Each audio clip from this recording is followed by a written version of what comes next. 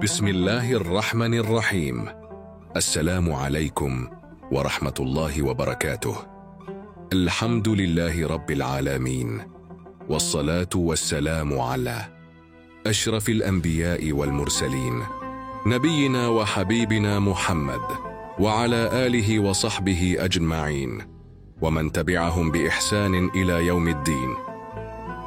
Pada saat seseorang bertanya kepadanya tentang angan-angan yang terlintas dalam pikiran manusia, maka Syekh Abdul Qadir Al-Jailani rahmatullah alaih menjelaskan, ketahuilah bahwa angan-anganmu itu datang dari syaitan, watak, keinginan, dan dunia. Cita-citamu adalah sesuatu yang menyusahkanmu. Adapun yang terlintas dalam pikiranmu termasuk sebagian dari cita-citamu. Adapun bisikan Allah Subhanahu wa Ta'ala tidak akan datang kecuali pada hati yang sunyi dari selain Dia, sebagaimana yang difirmankan Allah Subhanahu wa Ta'ala.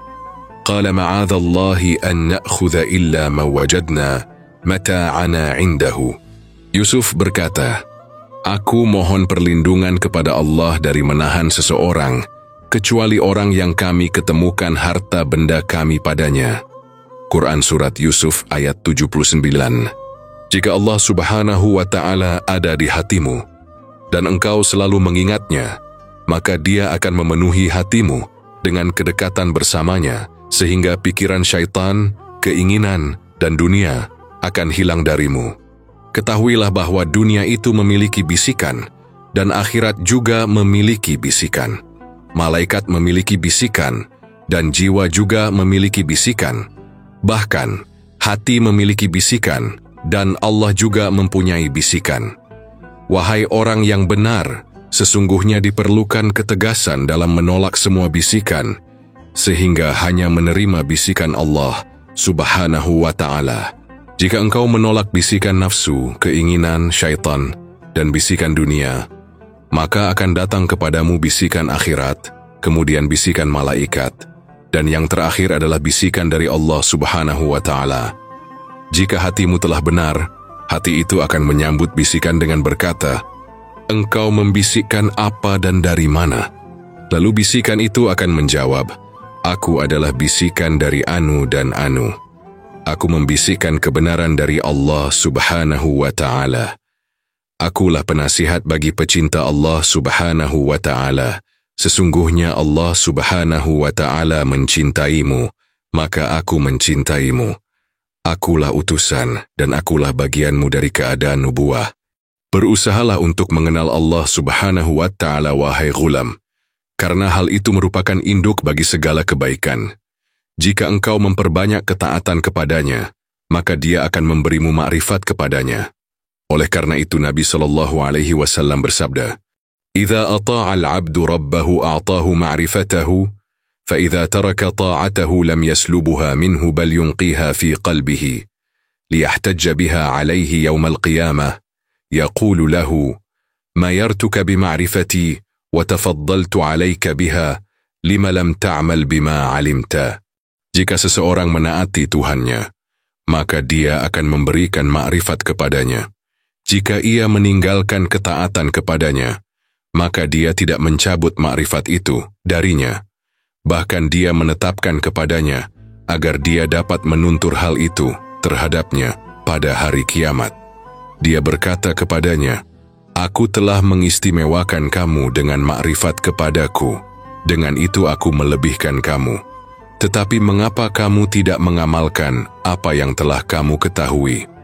Wahai ghulam, ketahuilah bahwa engkau tidak akan mendapatkan sesuatu sedikit pun dari Allah Subhanahu wa Ta'ala dengan kemunafikanmu, kefasihanmu, kelincahanmu, pucatnya wajahmu, dan pakaianmu yang bertambal.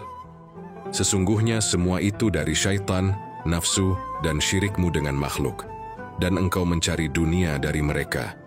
Seharusnya engkau mengubur nafsumu, merahasiakan keadaanmu, dan senantiasa dalam keadaan demikian, hingga engkau bercerita tentang kenikmatan Allah Subhanahu wa Ta'ala. Ibnu Syam'un rahmatullah alaih selalu berkata, setiap kali ia mendapatkan karamah, ini tipuan, ini dari syaitan. Ia selalu berbuat seperti itu hingga dikatakan kepadanya, siapakah engkau dan siapakah orang tuamu? Ceritakanlah kenikmatan kami padamu. Musa alaihi salam berkata dalam bermunajat kepada Tuhannya, "Wahai Tuhanku, berikanlah pesan kepadaku." Maka Allah Subhanahu wa Ta'ala berfirman kepadanya, "Aku berpesan kepadamu supaya engkau bersama aku dan mencari aku." Musa alaihi salam mengulangi permintaannya itu hingga 4 kali, dan selalu saja mendapatkan jawaban yang serupa. Allah Subhanahu wa Ta'ala tidak menyuruhnya mencari dunia atau mencari akhirat, seolah-olah Allah Subhanahu wa Ta'ala mewasiatkan kepadanya, "Aku berwasiat kepadamu agar menaatiku dan jangan mendurhakaiku. Aku berwasiat kepadamu agar engkau mencariku. Aku berwasiat kepadamu agar engkau berpaling dari selain aku." Demikianlah jika hati telah benar dan telah mengenal Allah Subhanahu wa Ta'ala, ia tentu akan mengingkari selain Dia dan hanya mencintainya, gelisah dari selain Dia dan damai bersamanya. Hati akan merasa lelah ketika bersama selain Dia. Ya Allah, saksikanlah bahwa aku telah menyampaikan nasihat ini kepada hamba-hambamu. Aku benar-benar hendak memperbaiki mereka. Aku telah keluar dari apa yang ada padaku, sebagaimana engkau keluar darinya secara makna dan nurani. Tidak ada kemuliaan bagiku jika aku bersamanya, tetapi aku masih punya pemikiran dan pengaturan. Kemarilah wahai para pemilik surau dan tempat-tempat iktikaf, renungkanlah kata-kataku meski hanya 1 kalimat. Temanilah aku meski hanya sehari atau seminggu, agar engkau mengetahui sesuatu yang sangat bermanfaat bagimu. Bahkan kegilaanmu akan terkikis. Sekarang engkau masih menyembah makhluk di suraumu. Semua ini tidak bisa datang hanya dengan duduk bersama kebodohanmu. Berjalanlah untuk mencari ilmu dan mencari ulama yang beramal, sehingga tidak ada tempat yang belum dituju. Berjalanlah hingga kakimu bengkak. Jika engkau telah lelah, maka duduklah. Semoga nasihat singkat ini dapat menjadi pengingat buat hati kita yang selalu lalai. Wabillahi taufiqi wal hidayah. Wassalamualaikum warahmatullahi wabarakatuh.